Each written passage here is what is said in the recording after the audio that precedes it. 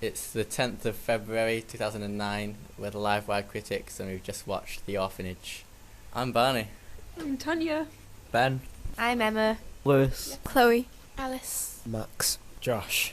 I thought it was really good. I thought it was amazing, but in a kind of a horrific way, because it was this weird reality, but like non-reality that was sort of...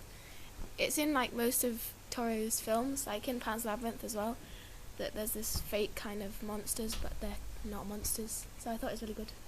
As opposed to a horror, I think it's more of a chiller, because there's not anything particularly horrible in it. It doesn't have the gore aspects generic to a horror film. There are a few horror aspects in it, but I think that they're handled in a very clever fashion, so it's not that scary. It's more the psychological horror. It's a really sort of clever film. It's sort of like Cube, where it challenges like the people in it to sort of think for themselves in a different way. It was really good. All the cinematography, the direction of the film is really good, and I don't like the way it's got Del Toro's name plastered all over it because he produced it, when in fact he's not the director, and I think he doesn't get half the credit he should get, and I'd like to see more of his films.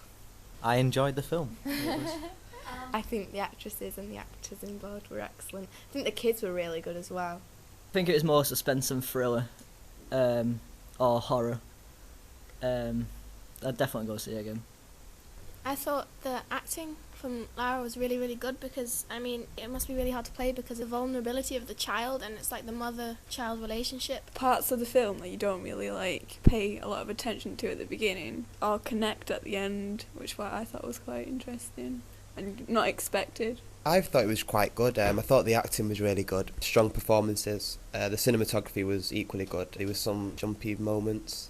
And there was some twists as well that I didn't really expect. So overall, I would recommend it to most people. But it is more of a thriller than a traditional horror movie. It was just that, not that you could tell what was going to happen. Some bits were a little bit obvious, like there were the twists there. But even though sometimes I was like, yeah, he's going to be behind her now. I just knew it was going to happen.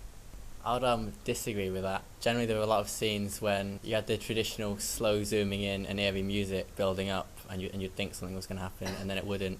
So I think it did subvert the genre somewhat. If you have heart problems or you don't like scary films, I wouldn't watch it. The first time I watched it, which wasn't here, I didn't know it was possible to jump that high during a film. I came out feeling scared, but in a good way. I liked the way that, I mean, it concludes itself, but there's still loads of points that you kind of confused on.